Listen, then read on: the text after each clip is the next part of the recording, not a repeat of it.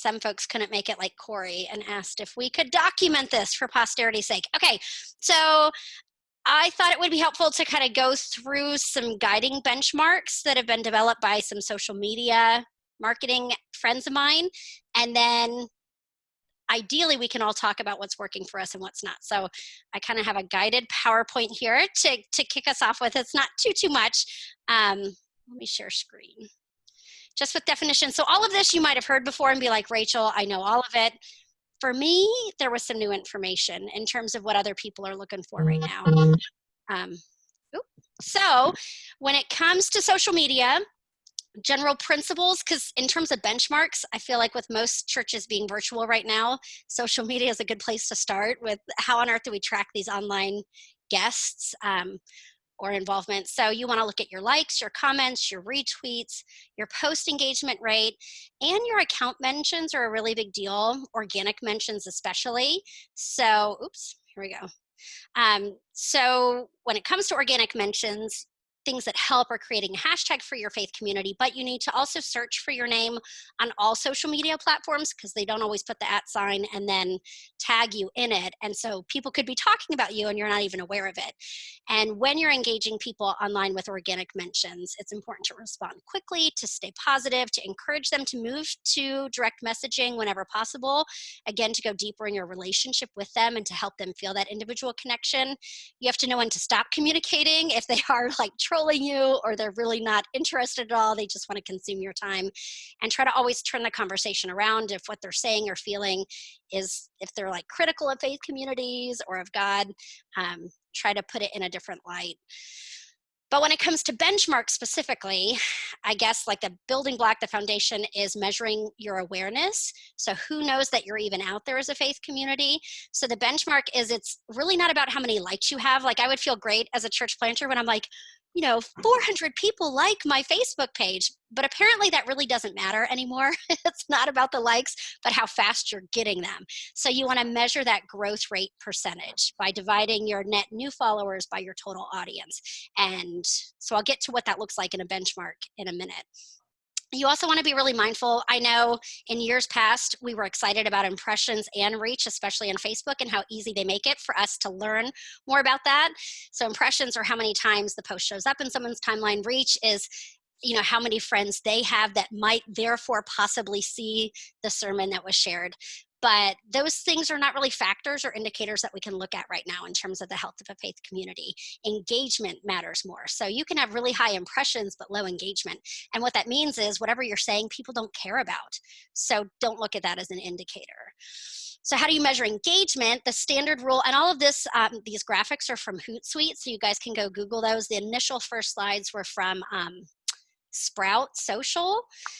And I'll get to that in a minute. Let me just get through this and then I'll talk about why we should not be overwhelmed as pastors, because you personally should not be doing any of this work, the mathematical work. But when it comes to measuring engagement, you want to look at your total likes, comments, and shares divided by your total followers. And that's your average engagement rate percent. What will maybe bring you hope is that from a social media marketing, like business perspective, their goals are 0.5 to 1% on Facebook and Twitter, and 3 to 6% on Instagram. So you don't need like 80% of folks engaging. That probably won't happen. Hopefully you're at least hitting that 1% though, because you're different than, a shoe company that wants you to talk about their new sneaker. So if you want to know when your followers are becoming members, a very important indicator is the amplification rate. So this is when people who are following you on social media start sharing or retweeting or telling everyone about who you are. And that's really huge. So you divide your total post shares by your total followers, and that gives you your amplification rate. Other things that you want to look at is the virality rate. So, you might have 17,000 people share a post, I think was the example Hootsuite gave. But if that's over like a 3-year time span, it's really not as great as having 500 people share it in 10 minutes. So you want to know when you're really resonating and connecting with your community. Look at your conversion rate, which is when people click on a call to action. So if you have a social media post that says, hey, go to our website to sign up, or go to Sign Up Genius, or, register for the Zoom webinar. If they're clicking through to your call to actions, that's a really good sign. And then look at your bounce rate as well. This can be really easily done from your website with Google Analytics. So I'm showing you Path One's Google Analytics page, which tells us that not a lot of people are engaging with us, and it does not surprise me. Our bounce rate is 81%, which bounce rates can be high, but start with wherever you are at now and then set goals. Like, I want the bounce rate to decrease by 1% every month, or my average session time to go up by 30 seconds. Okay, so potential benchmarks with regards to social media. Again, I'm throwing all of this out here so you guys can debate and be like, no, Rachel, we are not comfortable with that. Those are the wrong metrics. This is unhealthy, or this is helpful. With social media, you want to look at increasing awareness every month with the time element. So, every month we want 2 to 3% more folks being aware that we exist, or 5% each quarter. Measure your engagement, which again, if you go by the Facebook, Instagram, just baseline goals, that would be, you want 1% of folks a month engaging with you, and that increasing every single month by that same percentage. And then track your amplification rate and figure out what posts you're doing that folks are really resonating with and amplifying the most, and then commit to saying, over the next month, we're going to only do posts that are like that, because that's what people are really connecting with right now and wanting to share. Other benchmarks, if you're just starting out as a planter, I've had questions from developers about this. You can keep meeting 30 to 40 people a month. It might be even easier if you're doing it virtually in, meetup Zoom rooms or whatnot. So continue that and tracking that and getting the names and data. Obviously, handoff events or your taste and see events will be very different. You don't want 80 people at a backyard barbecue, but you can try virtual ones. I don't know if any of you have used Kiko yet, but I heard about it from some Australians that I'm working with in a cohort. And what I love about Kiko is it's a wraparound for Zoom. So you could say, listen, anyone who's ever been a part of Urban Village Church or wants to know more about Urban Village Church, show up in this Zoom room Friday night at 5. And then Kiko lets you do the same breakout rooms, but where the person hosting the Zoom doesn't control them. Everybody can pick and float in and out of rooms in an ongoing fashion.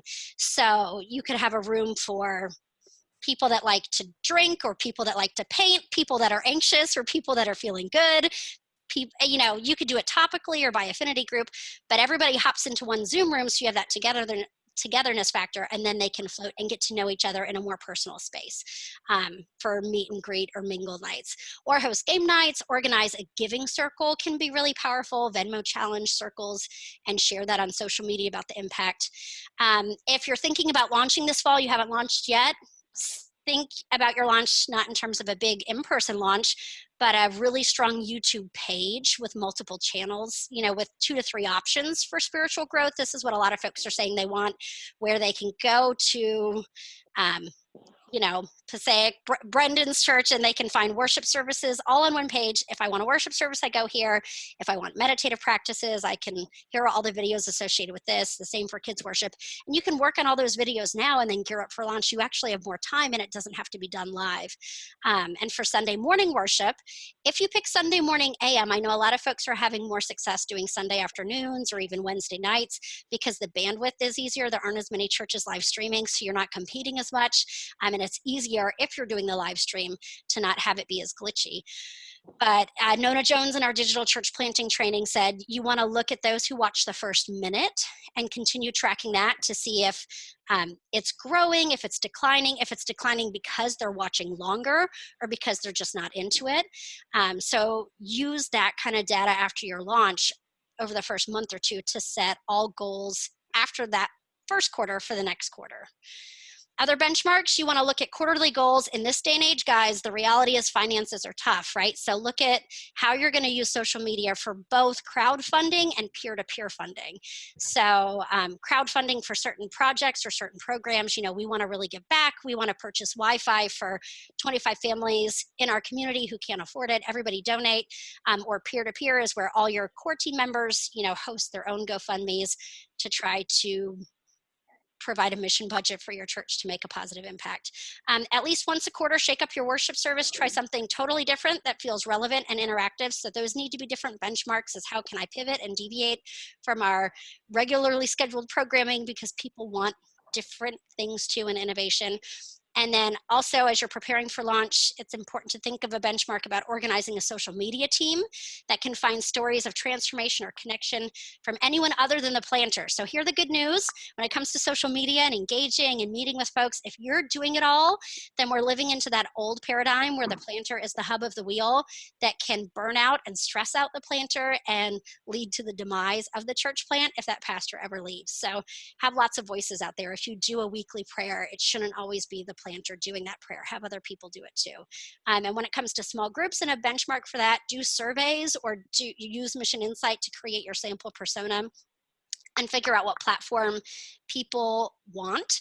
You know, Facebook, you can do, as we learned from Nona, it's free. In your groups, you can schedule like learning discipleship programs and upload all the lessons and then track from your Facebook group who's completing them, how far they're going, so you know how impactful it is. You could do series, everything.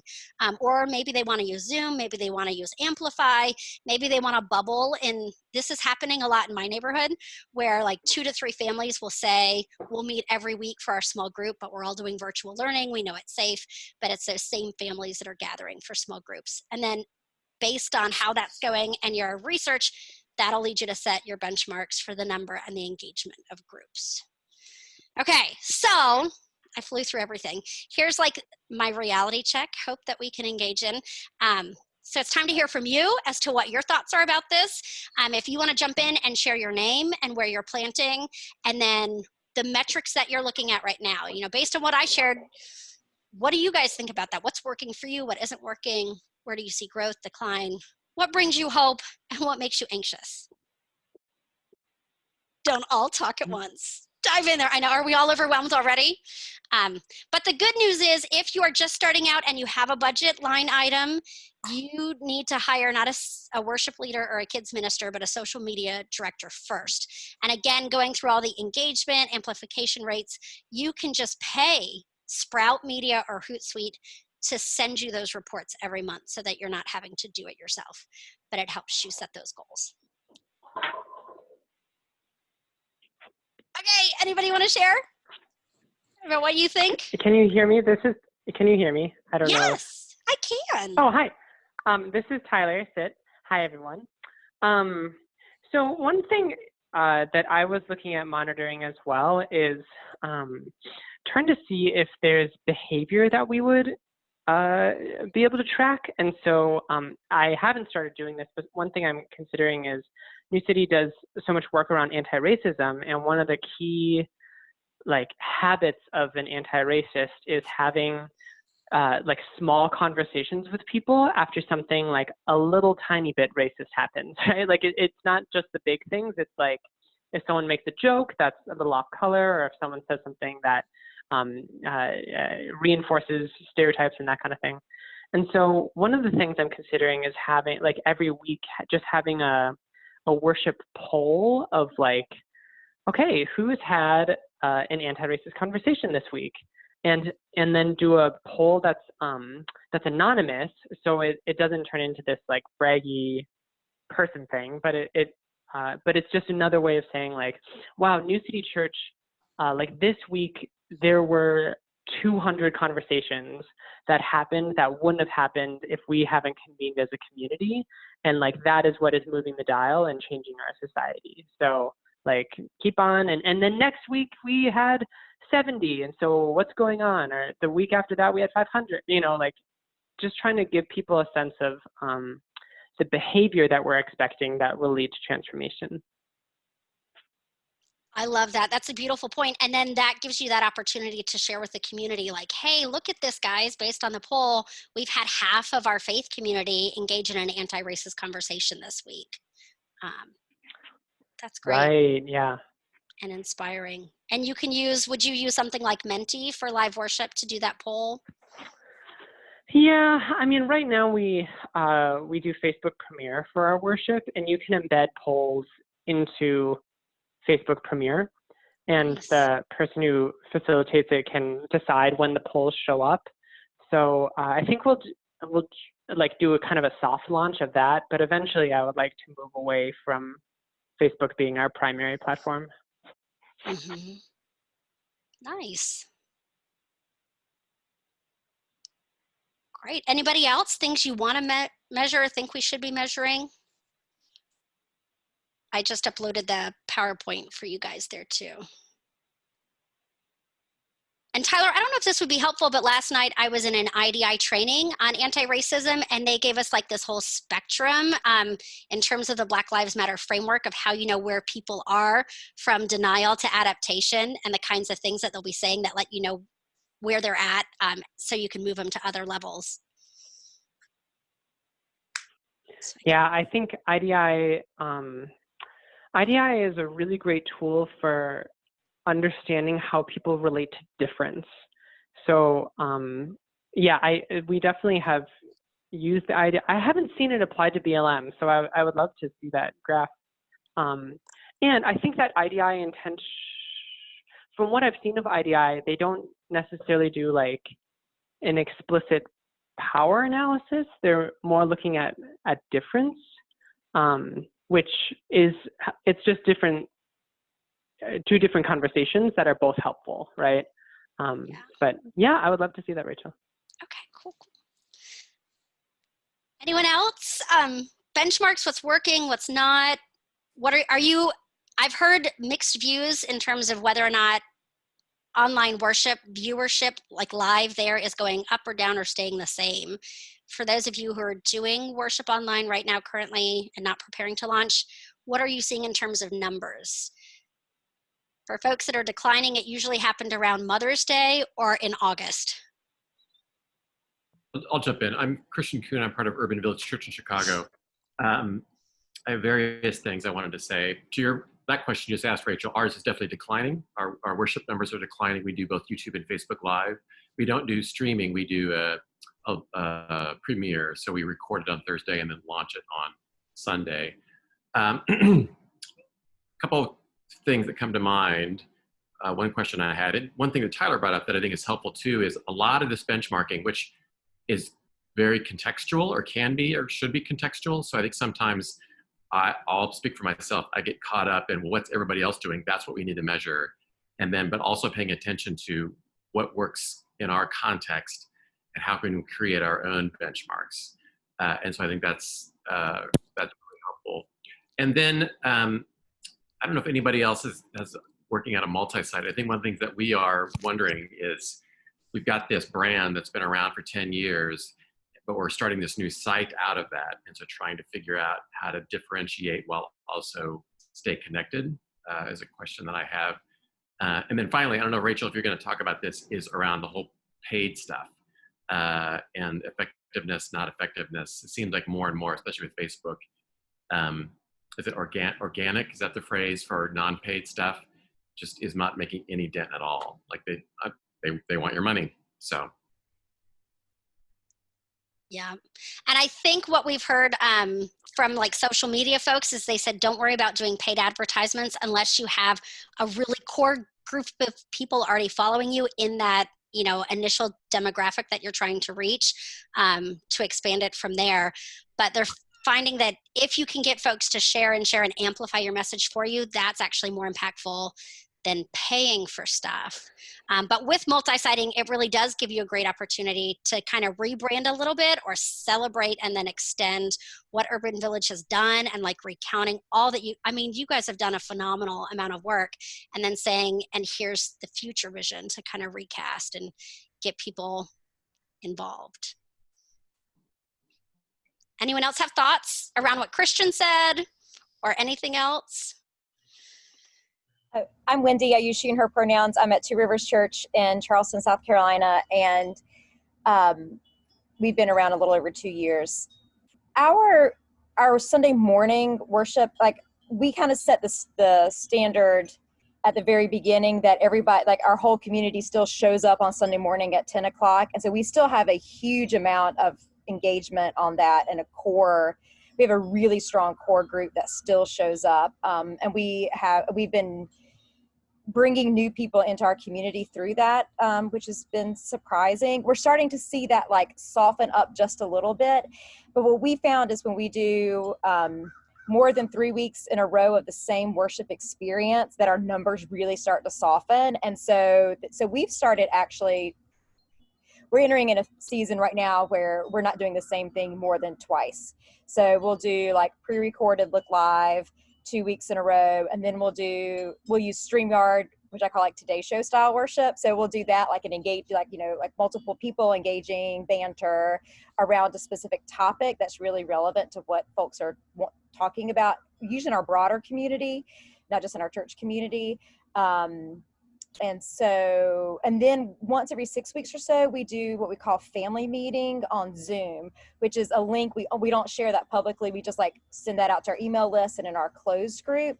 And I've been surprised. That's how we've really been monitoring over the 6 months now, our community engagement. Like, it's like, are our people still sticking together? And like that number has remained the same from the first time we did it. We just did it last week to last week. And we've had some new people come in to that. So those are some of the ways that we've been able to kind of monitor how our current people are like really sticking around. And then they've been continuing to invite people, which we're going to do a big push for in September. So I don't know, there's a really concrete, but that's just kind of what's worked for us. No, that's helpful. One quick follow-up question. When it comes to those Zoom worship sessions, Wendy, do you do breakout groups? Is it all together? About how many people are you seeing in that space? We're seeing around 40 to 42 family units in that space, which is pretty good for us, because we were averaging about 100 before the shutdown. So 40 family units is about that same number. And so, no, we haven't done breakout groups in that. We do just, we do some poll stuff. We do we have a super active comment section on our live stream on Sunday morning anyway. And so all that just translates over to the Zoom chat. So we still have a lot of kind of commented that, but we haven't done breakouts. Great. And then sorry, one more question. When you do the pre-recorded, or what platforms are you using for worship? You mentioned StreamYard, right? We do StreamYard, yeah, when we want to do like the back and forth, like, you know, kind of like bringing multiple people on. And then I don't know, our creative person, we just randomly send him videos and he puts them all together and makes it look pretty. I have no idea what he uses. It's above my pay grade. As it should be. That's good. That's healthy planting, right? We need to do as little of this as possible and empower and equip other people to be managing it. Any other thoughts? What are you seeing? What's working? What's not? What benchmarks are meaningful to you? And which ones do we need to just walk away from? So I'll jump in. I'm Fernie. I'm planting Mid-City Church in Baton Rouge, Louisiana. And the weekend we were supposed to launch was the weekend everything shut down here in Louisiana. So besides our preview services, we've never worshiped in person, which has been unique in the sense that our people aren't,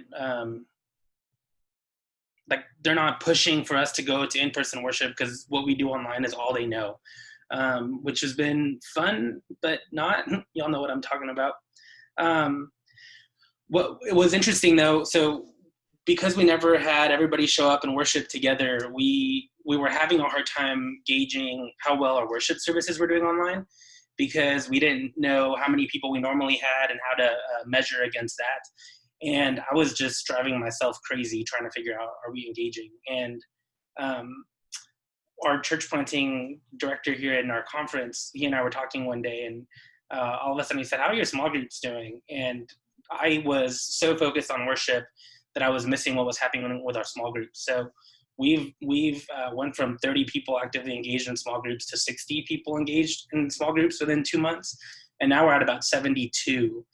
And that's how we're gauging, that's how we're measuring growth right now. Because in small groups, we can actually see who's showing up, how often are they showing up, how many times have they been absent, do we need to follow up with them, that kind of stuff. And so we've started using worship as more of a discipleship resource rather than our primary engagement form. And so we've put a lot less pressure on ourselves to produce the worship service, because we know that it's more of a, like I said, it's a resource rather than the primary thing. So that's where we're at right now. I love that. I'd love for other people to comment, because what I hear you experiencing, Fernie, is kind of like our hope and future for church planters, because folks want to be engaged. They want to be known and seen, because we all feel isolated and overwhelmed and anxious. So seeing your small groups go up that much, I think, is an indicator of what people are really longing for. So moving away from Sunday morning worship to the other 167 hours of the week and offering hope and connection to people is kind of being the church that, you know, the disciples started back in Acts. Thank you, Jesus. So maybe it's not about Sunday morning worship numbers at all, but how you're using Sunday mornings to then funnel people into a micro church, decentralized kind of gathering.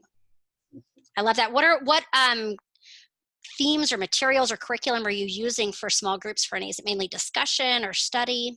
Yeah, so we've done a couple things. We try to start off our groups with podcasts. Something that introduces them to faith and religion conversations, so they can get comfortable talking about those kind of things.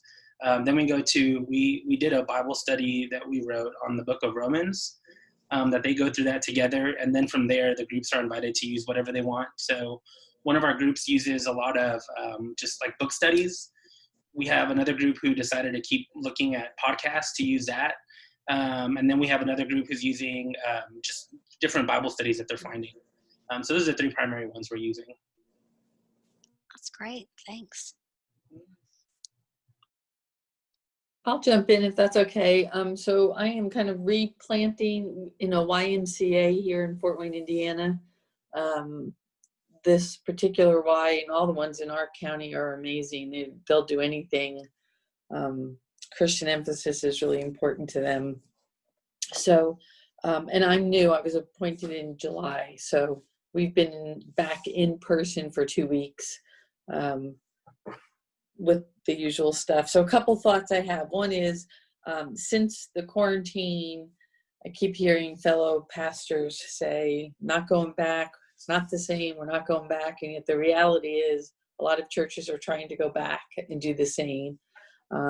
Like we can't wait to get back in and like repeat what we were doing pre-quarantine. So I've thought this a long time about the church, about people engaging and people having a role in their faith development, even on Sunday morning. So we're shifting to a second Sunday of the month. It's gonna be table discussions. We'll do like a breakfast church type of thing. And then fifth Sundays at the moment will be a serve Sunday. So we'll come together and then go out to serve in our community. I think serving and community are super important in the gospel. And so small groups to me across the board are huge. And one thing I started to do 2 years ago, my last church, is we're just choose a gospel to start and read, and really basic, ask people 3 questions. What was happening? What was new that you didn't know that you read? And then is anything going to change in your life this week based on what you read? And to me, that life changing, because I think what happens is, not that these are bad, because I've spent years doing them, videos and podcasts and books, but people don't, like, we rely on those things instead of how the scripture is speaking to us. So we've made a commitment to getting people into read the word through these table discussions in small groups, which is super valuable. So that's my story. I love that. Thanks for sharing. I tried to type those 3 questions in there, and they remind me of, it's very similar to the same approach. Oh gosh, what's his name? Ralph Moore, who would train all of his folks by saying, you know, what did you hear in worship or in the study? Why do you think that stuck out to you? And what are you going to do about it in the next 24 hours? Just helping people to be responsive and interactive and obedient to whatever it is God's telling them to do. Yeah, and I think it's a safe place for, the target audience we have. It's a safe place to go, well, I use examples like, well, I didn't know Jesus, walked up on a hill, or I didn't know, Peter was a fisher. Like, it can be really simple things, and that's a safe place for someone to share. I didn't know that. And so there's a starting point for everybody. So that is really helpful. That's awesome. And I see in the chat bar, I love that you guys are blowing that up. So keep doing it. Thank you, Tyler. I'm making you like king of the chat. You're amazing. I know that there is a podcast out there. What's his name? Benson McGlone did a podcast webinar with us a few weeks ago on house church stuff. And I don't think he mentioned it then, but they have a podcast. I want to say it's called like Free Range Podcast because they're maybe in a more rural area, but an associate pastor at an established church and himself as the house church pastor do a weekly Bible study that's a podcast based, just like Fernie was talking about, so that folks can listen to that at their leisure and then engage and talk about it when they're in their micro church environment. So it would be really cool as Methodists to kind of put together all those podcasts that we're working on and have them on one main page so that we're not trying to design our own podcasts. Every time there's a new study, we can just get the word out there. So if any of you have a podcast like that, that's small group related, send it to me and I'll start to compile a list of that on our Path One page so you can access it. We need each other because I think burnout is so real in this time if we feel like we have to do everything all the time every week. And that's why I loved Wendy's point of using StreamYard so that all your tech people get a few weeks off, because I have heard a massive outcry from the AV teams at churches like, we can't do this anymore. We can't continue to innovate and adapt. Like, it's just so overwhelming.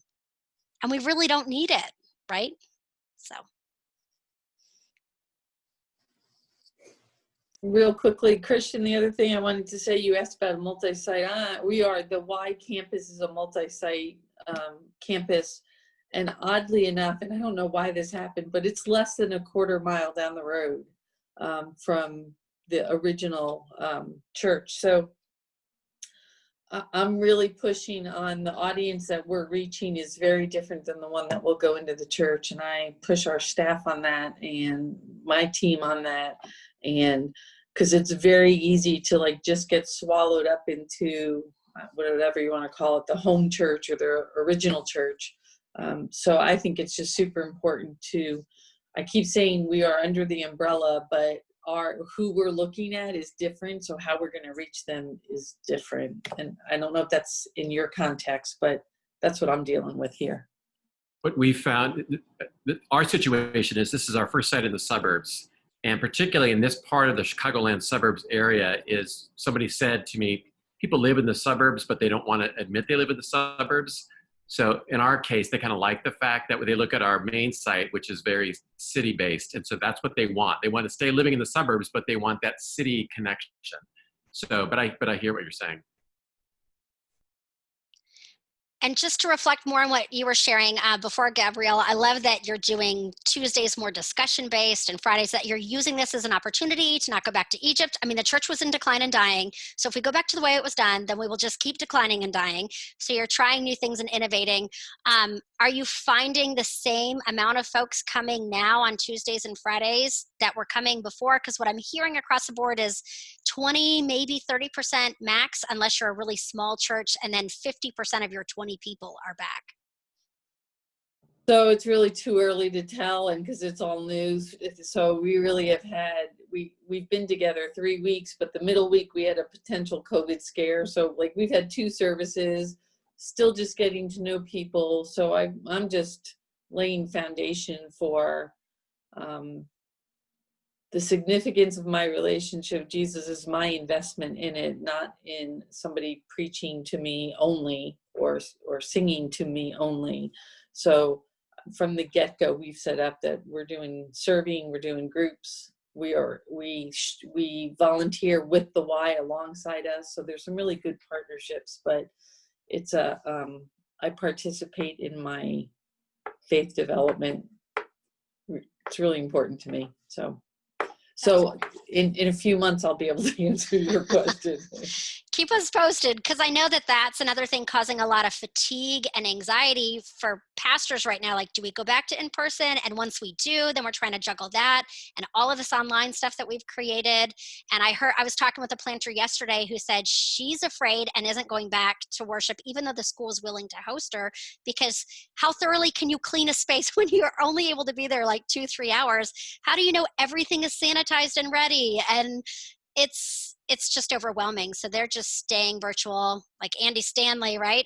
We can always use him as our Yeah. example. And Fernie, I kind of love that your launch Sunday was appended with the shutdown because, as you said, all people have known is online, and so they're not rushing to gather in person, and that can be a huge gift. So if you have not done in-person worship and you're not paying rent on a space, thank you, Jesus. It helps the bottom line with budgeting and helps you impact more people and continue to innovate. Although it's hard, right? It's, even though we're all like younger and we love to adapt and we're entrepreneurs, that's why we're in this call. It's hard to think of like not having a physical space and, a sound system and a projector at some point for worship, but So I'm going to say this, then I promise I'll shut up. I'm not younger. But yes, I you do are. think You're young at heart. it's so important. Like, I thought people are going to come to church and we're sitting 6 feet apart and we're wearing masks and they're going to hate it. And so who wants that? But I'm actually finding people just sharing space has been valuable. So one of the things we're doing next week is we have like 7 food trucks coming to the Y on a Monday night, just to, they're taking care of their safety precautions with food prep, and then people can do whatever. And I think there is,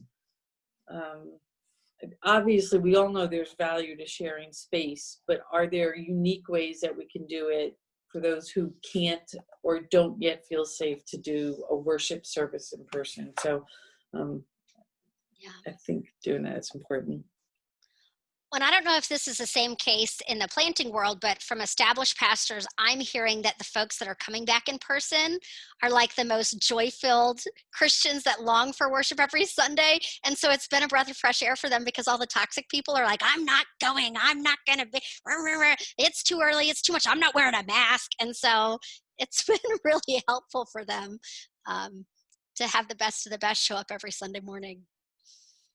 Outside is where most folks are doing it. So that's another thing I'm hearing in the planting world. I don't know if anyone else is trying this, is they're doing pop-up worship as a way of exploring what in-person worship will be like. And they tell their whole faith community, listen, on Friday, you'll know if Sunday morning we're going to be meeting in a park somewhere, bring your mask, bring your picnic blanket. That way they have the flexibility based on the COVID cases and the weather to determine if it's a go or not.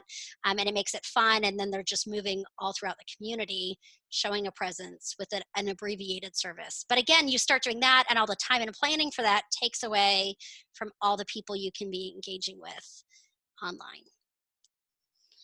Rachel, could I ask if others could also chime in with maybe like creative benchmarking stuff that you're measuring, like Tyler talked about anti-racism conversations. I'm curious what others are might be measuring beyond social media stuff is important, but like beyond that, if anyone is, I'd love to hear that.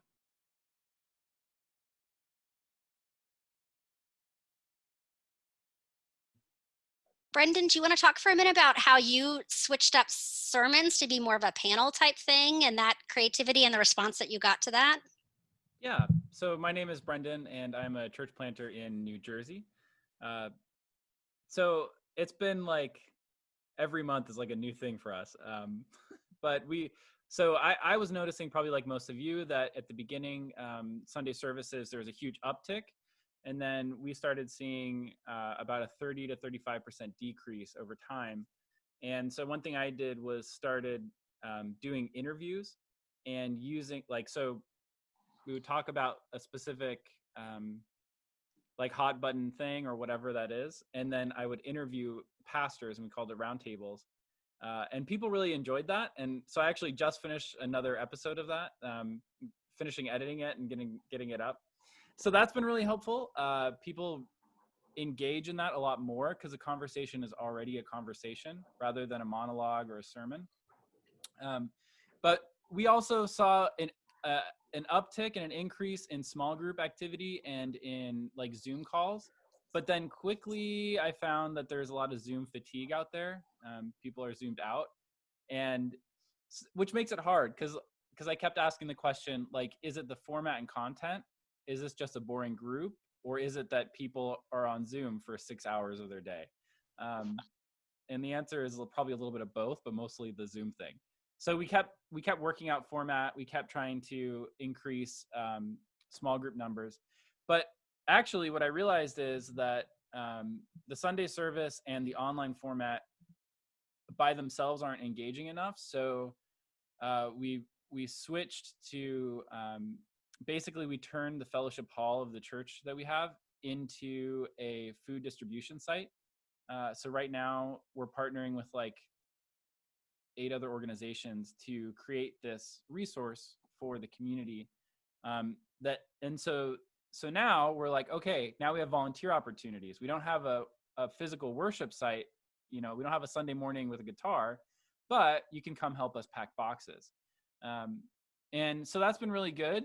I'm finding that we do that every week, and I'm finding the week after week routine is a little exhausting for the volunteers. So I recommend like doing a bi-monthly volunteer thing to supplement the small groups and to supplement the other stuff. And then doing reflections on the volunteer work has been really helpful. So those are some of the ways that I'm specifically trying to use metrics and engagement, especially up here in the Northeast where people do not flock to church.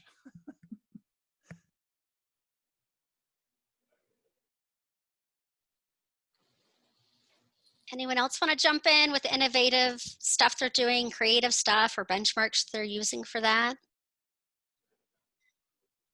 I'll do a shout out to Chris Sledge at Journey Church. Every Sunday night, he does like, I don't know what he calls it, community conversations or something, where he interviews like the mayor or the superintendent of schools. And he says, how can we be, and he's a new, I think 2 years in his church plant. So it's not like he's been around forever, but he's just engaging them and sharing it on their church Facebook page. And then like the mayor shared it on his private page and the city shared it on theirs. And it's just talking about like, what is the reality here? How are we dealing with racism? How are we dealing with the economy?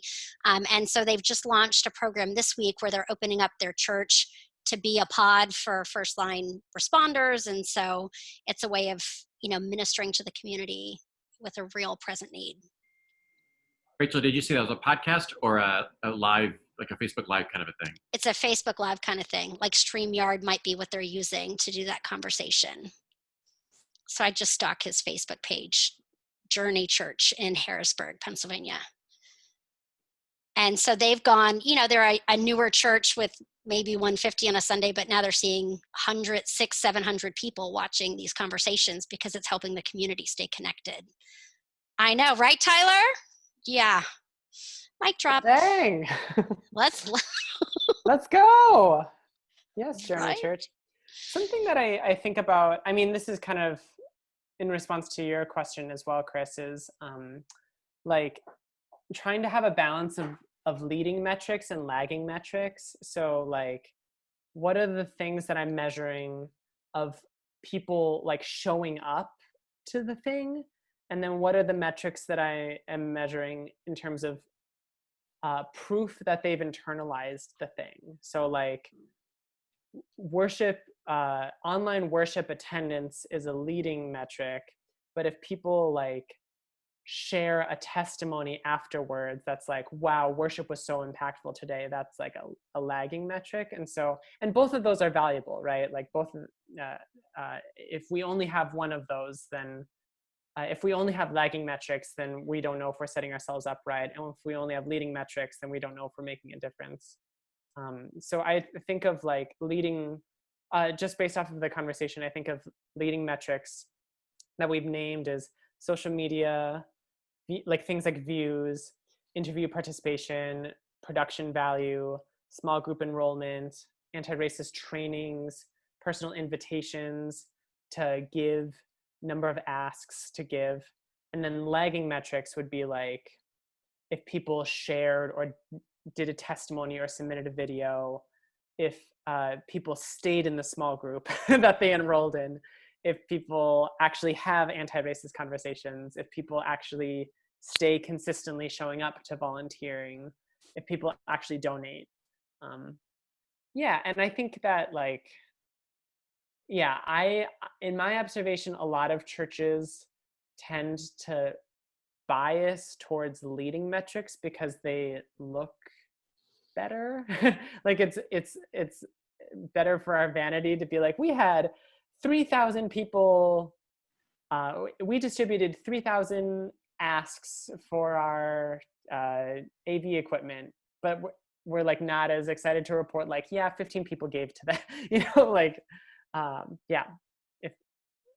And I think I could improve, honestly, I think I could improve in both those categories. So I say that with humility as well. That's really helpful, because I know a lot of planters were like, oh, I'm so frustrated.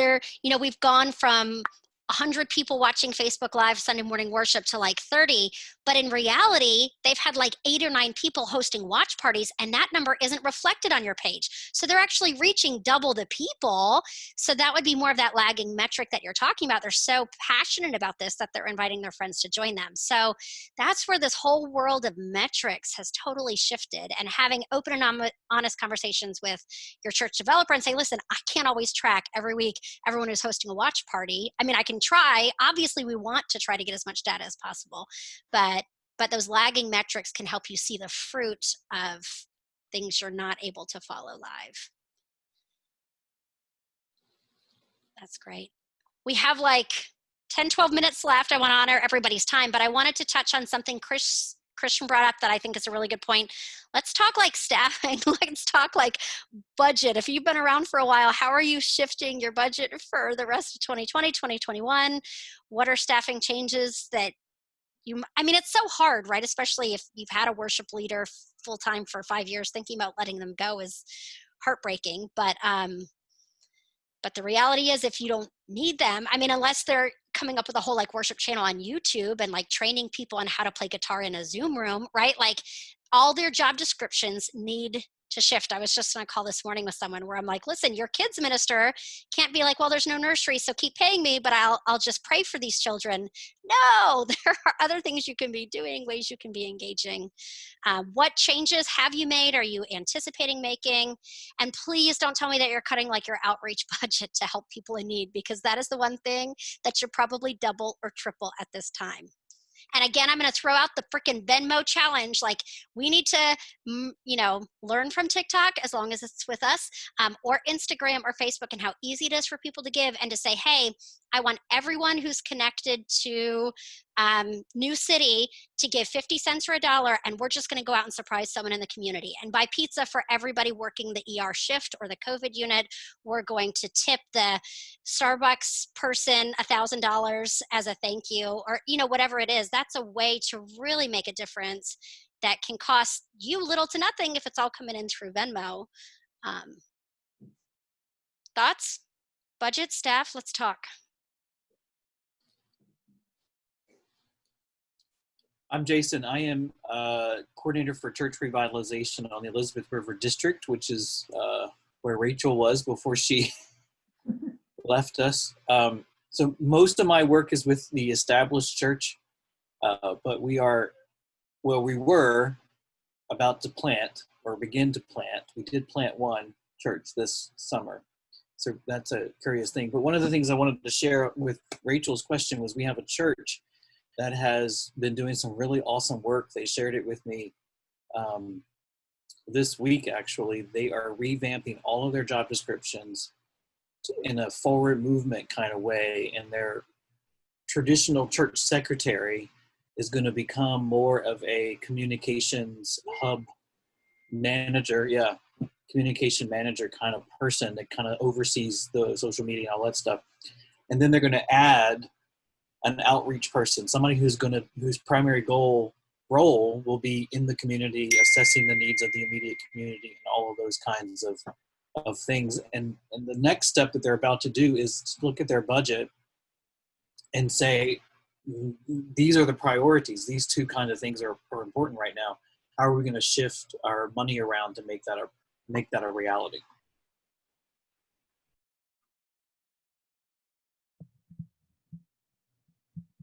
Thank you, Jason. That's awesome. And yeah, if you can send all those communication manager or social media manager descriptions, like the one that church is working on, Jason, or anyone else, Christian, whoever has one, send it to me, and I'll try to post those on a Path One page as well, so that we just have the central COVID resources hub. And maybe Tyler, we'll put the PowerPoint up there when you're done with your presentation on budgeting for online faith communities. That's going to happen in a few weeks with our digital church. It's going to be good, y'all. Get ready. And he's talking about branding and other stuff too. It's going to be awesome. Has anyone done the Venmo challenge yet, or hosted something for their church?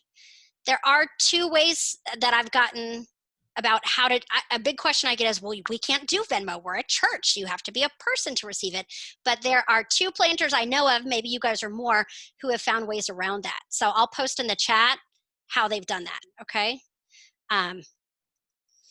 Great question. I don't think there are tax implications with the Venmo challenge if you're receiving it and then distributing it to those. You would just have a copy of the receipt, or, you know, maybe you don't give it to them in cash like other people do, but you add it onto the credit card bill so that you have that receipt that shows, or you have the video if, you know, you get an IRS audit, look, we're physically giving this person the money and videotaping ourselves walking away. That can be helpful. But you're right, it's important to think through those things because you don't want to end up owing $1 million in taxes when you've given it all away. I'm thinking big, guys. $1 million, we can do it. Give it back. I'm a huge fan of Venmo. I know it's not a church doing it, but there's someone, Lexi Lately is her handle right here in Nashville, and she just started it in June, I think, and people were given 50 cents a buck, and she's raised $70,000 since the outbreak of COVID that she's given out in tips. So she's done 10 rounds of funding, and it grew every time, and so her last 10th round brought in $34,000 alone in 1 week. That she's just given out $5,000 at a time to people all around the community. Insane. And she's just like, I don't even know, I don't think she even has a job. Like, her husband's a musician, and she just eats out a lot and gives out a lot of money from people. So why is the church not learning from these kind of folks? So just throw it out I have two things that I can mention about what we're doing with money. So first is the church plant that I'm a part of is like part of a larger dinner church program in the Northeast called Simple Church. And we have to have like an entrepreneurial wing for funding. So we've moved from, we were originally going to do roasting coffee, but there's a lot of capital involved. So we were going to rent space, and COVID has radically changed how we can rent space for a roaster. So instead, we just shifted to making chocolate. So we bought $500 in chocolate making equipment, and I just basically converted this old church kitchen into a chocolate lab. And once it's up and running, we'll be able to do chocolate tasting classes where we keep it under like 8 people, and you can come. We might sneak some wine in and do like these chocolate nights where people will donate for that. And the second thing that we're doing that I'm looking into actively is Upwork. It's a website where you can contract out social media management to these like whiz kid Gen Z, like 17-year-old go-getters who will, like, with metrics, grow your accounts and all of that. And they charge like pretty reasonably. It's like $10 an hour, $15, $20 an hour, and they'll manage your accounts. So I'm checking that out currently, and I think it's gonna prove to be pretty helpful.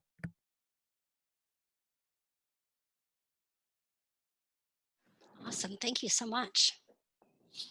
I think similarly, if anyone is looking for like a cheap way to do like logos or graphic design, artwork stuff, 99 Designs is a place similarly where artists are all watching and scanning, and you say, this is what I want and this is what I'll pay for it. And then an artist will say, okay, I'll do it for that. And they all submit their designs, and then you select one, and they're the ones that get the money. So it's a good way to get a lot of options out there for whatever your budget might be. And that is a shift, a painful shift I'm encouraging planters to consider, which is easy for me to do because I'm not running a staff right now. But, you know, when you have staff that clearly will not have a way to use their gifts to serve for the next 6 months to a year, shifting their hours back or letting them know you love them and parting in peace, and using that to hire a college student, you know, for $5,000 a year to be your social media manager part-time, or to run all your tech on Sunday so you don't burn out all your volunteers, is something to consider. It stinks, but yeah. Yay. And I tried to cut and copy everybody's emails about the Venmo stuff and how they're making it work, and it won't let me paste it in the chat. So I'll email me if you want that. I can send it out, or I'll upload it to our website soon. I now, for anything I want to add to the website, it has to be approved by like 3 people. So that can take some time, but I can get it to you sooner than that if you need it.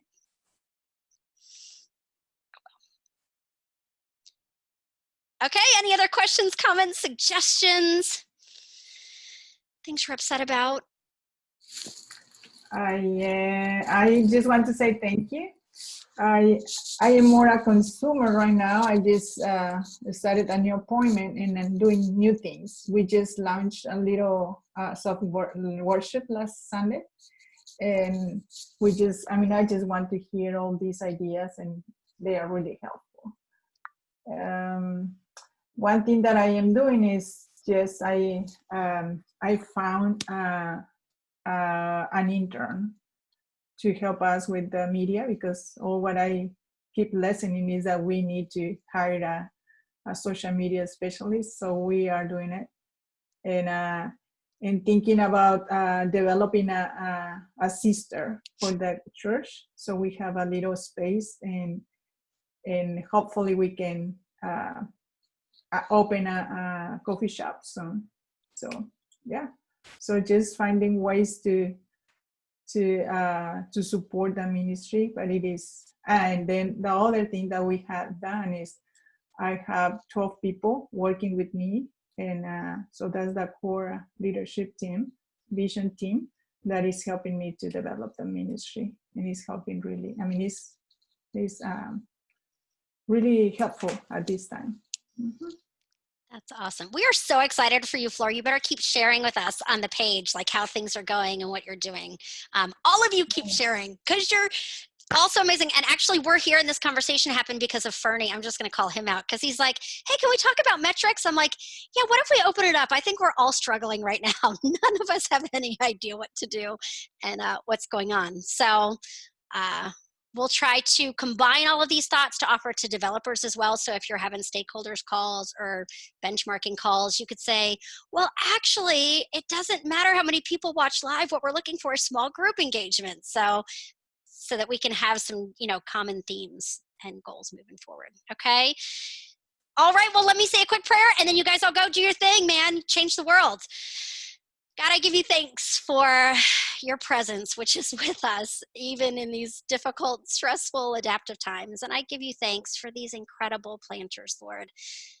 Church planting is rough in the best of situations and can be overwhelming and exhausting. And I can't imagine how hard it is now. And so I just pray that you would be with these incredible leaders, that you would pour out your Holy Spirit upon them to give them strength, Lord, to let them know it's okay to rest and to sleep and to walk away for a day or two from their screen ministry, and that you're with them and that they don't have to carry this alone. So help them to form teams, be strategic, to find the right people to help them impact and transform lives for your kingdom with your truth, your inclusive love and grace for us all. So I just pray that you would be with them. Keep us talking, Lord. Keep us connected to you and to each other. In Christ's name we pray. Amen. I love you guys so much. Let me know how I can help, okay? I got your back, always. Thanks, Rachel. Take care.